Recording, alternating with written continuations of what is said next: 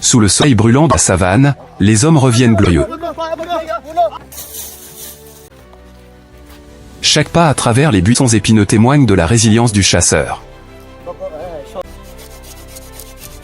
Mais avant que le festin ne commence, ils doivent réveiller le feu avec une technique ancestrale. Au camp, les stratégies pour la prochaine chasse sont soigneusement discutées. Les rires se mêlent à la concentration alors qu'ils vérifient chaque arme. Les flèches sont levées vers le ciel, portant l'espoir de survie de la tribu. Leurs yeux perçants scrutent les arbres, à la recherche de nids d'abeilles ou d'oiseaux. Ils se déplacent comme des ombres, s'enfonçant silencieusement dans le maquis dense. Sous le vieil arbre, l'instinct de chasse est éveillé par les plus petites traces. Le chasseur ne fait qu'avec la nature, évitant patiemment chaque épine. Lorsque le chien donne le signal, toute l'équipe passe immédiatement en mode combat. Simultanément et avec précision, les flèches fendent l'air vers leur cible en hauteur. Une concentration intense se lit sur chaque visage, pas une seconde de distraction.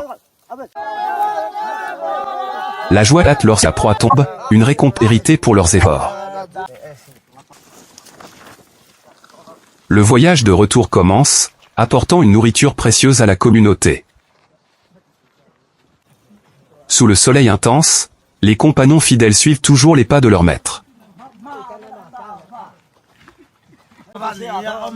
De retour au camp, la première tâche est de préparer l'amadou pour allumer le feu de la vie. Avec seulement 2 bâtons et leurs mains, l'action crée la chaleur, l'origine de la civilisation. La fumée s'élève, signalant la sécurité et qu'un repas chaud sera bientôt prêt. Pendant ce temps, la fabrication d'outils exige une méticulosité et une patience absolue. Chaque grain de bois est lissé, car une flèche tordue peut signifier la famine. L'œil de l'artisan vérifie la rectitude, assurant la précision de chaque trajectoire. Chaque entaille contient l'expérience transmise depuis des milliers de générations. Ailleurs, les femmes tissent les couleurs de la vie avec des perles. La dextérité des mains féminines crée des bijoux portant l'identité de la tribu. De petites perles sont connectées, tout comme elles lient les membres de la famille. La concentration de la femme âgée est une leçon silencieuse de persévérance pour la génération suivante. À l'ombre, l'espace des l'endroit où les histoires et les rires sont préservés. Elle coordonne les couleurs naturellement, reflétant la beauté de la nature. Le collier de perles prend forme, symbole de beauté au milieu de la terre aride. Une morsure décisive pour couper le fil, simple mais efficace. La vie ici se déroule lentement, en harmonie avec le souffle de la terre africaine. De retour aux hommes, ils renforcent les armes avec des tendons d'animaux séchés. L'équilibre de la flèche est vital, soigneusement vérifié du bout de doigt. Même sans métal moderne, le bois dur aiguisé devient une arme mortelle. Des barbes sont créées pour s'assurer que la proie ne puisse pas s'échapper une fois touchée. Des plumes sont fixées à la queue, aidant la flèche à fendre l'air de manière stable et précise. Le claquement de la corde marquait le son de la puissance, de préparation face au défi. Sous le baobab géant, le feu de camp crépite, répandant l'odeur de la viande grillée. Les branches sèches deviennent des grilles, où le fruit de la chasse est préparé. C'est un moment de détente précieux, où les histoires de chasse sont partagées. Au milieu de cette terre sauvage, l'unité de la tribu est la clé de la survie. Tout le monde se rassemble, attendant le moment du partage de la nourriture. La viande est découpée sur place, équitablement et également pour tous les membres. Bien que la proie ne soit pas grande, elle suffit à maintenir la vie du groupe aujourd'hui. Non loin de là, les femmes et les enfants ont aussi leur propre espace pour vivre et manger. La culture du partage de la nourriture est une loi non écrite, les liant en une seule entité. Sous le vieil arbre, prendre soin des cheveux des uns et des autres montre l'affection communautaire. Le baobab n'offre pas seulement de l'ombre, c'est un abri commun pour toute la tribu. Une sieste ou une conversation aide à oublier la rudesse de la nature. Les expériences de vie sont transmises par des récits, éduquant la génération chaque jour. Le processus de découpe de viande continue, chaque partie de l'animal est pleinement utilisée. L'observation des jeunes et la façon dont ils apprennent les techniques de survie de aînés. La peau de l'animal sera traitée pour faire des vêtements ou des objets, rien n'est gaspillé. Le jeune artisan est assidu avec ses outils, préparant son propre avenir. Leurs vêtements et bijoux ne sont pas seulement pour la beauté, mais sont aussi la fierté du clan. Ils se déplacent librement sur leur territoire, connaissant chaque buisson et brin d'herbe. Le feu est encore rouge, les organes précieux sont cuits pour être dégustés immédiatement. Des feuilles fraîches remplacent les acides, gardant la nourriture propre au milieu de la poussière. La machette est un outil pour, à la fois une arme et un ustensile de cuisine essentiel. La meilleure part de viande est emportée pour être partagée, montrant le respect pour autrui. La patience des femmes et des enfants reflète un ordre social bien établi. La vue d'ensemble de la cuisine de fortune apparaît comme une image vivante de la vie primitive. L'homme vêtu de peau de bête se penche, se connectant à la terre dans chaque action. L'art de la sculpture sur bois est aussi un passe-temps pendant la pause de midi. Le lien entre les femmes et l'école qui maintient fort l'esprit de la tribu. Les rires résonnent, dissipant la fatigue de la vie nomade.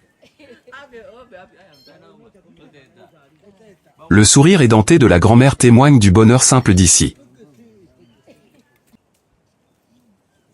Leur histoire continue, tissée entre le travail et les moments quotidiens. Prendre soin des cheveux est aussi leur façon de montrer de l'affection les uns pour les autres. Même les chiens trouvent la paix sous la protection des humains. La nourriture issue des racines et des fruits sauvages fournit les vitamines nécessaires. Les mains sont habituées à la cueillette, épluchant chaque graine habilement.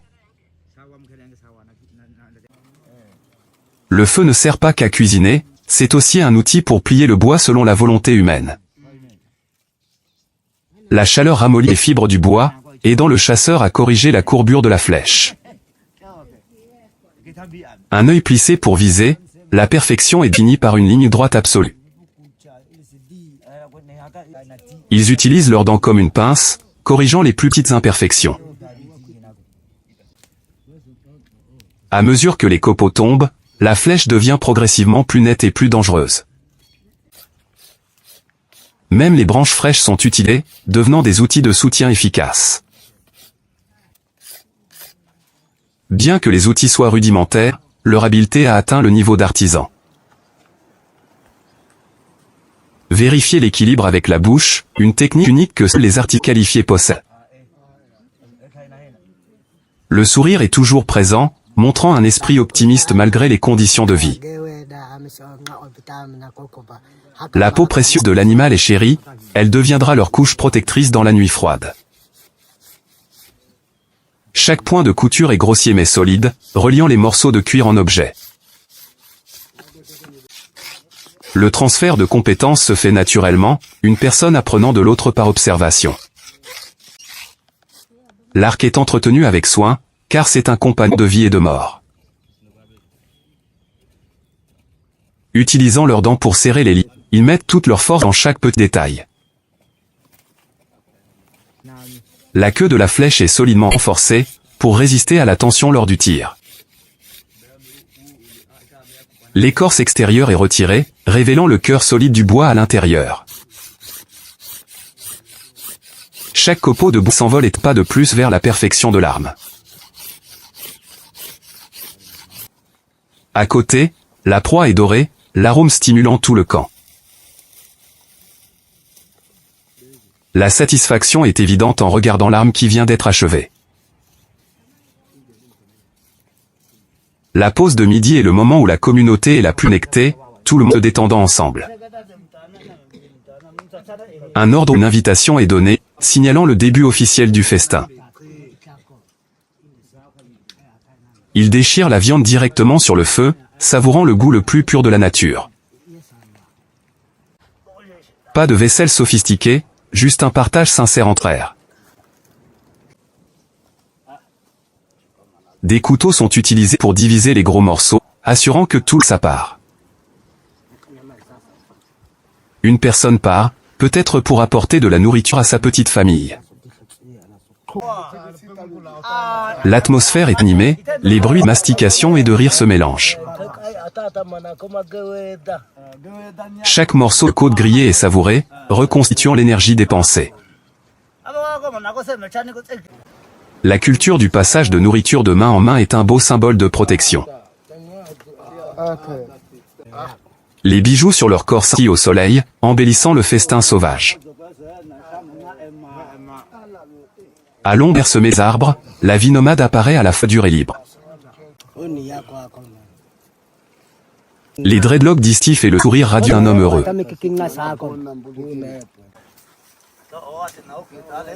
Le repas touche à sa fin, il commence à nettoyer pour rendre la propreté à la nature. Les femmes partagent également entre elles les portions distribuées de viande et d'organes. Elles s'assoient par terre, manipulant la nourriture avec compétence et propreté. Des discussions plus sérieuses commencent à avoir lieu entre les aînés. Outre la viande, les tubercules sauvages fournissent une source importante d'amidon pour le corps. Ils cassent l'igname en deux, partageant le goût sucré de la terre avec leurs voisins. Les armes sont entretenues à tout moment et en tout lieu, prêtes pour la prochaine opportunité.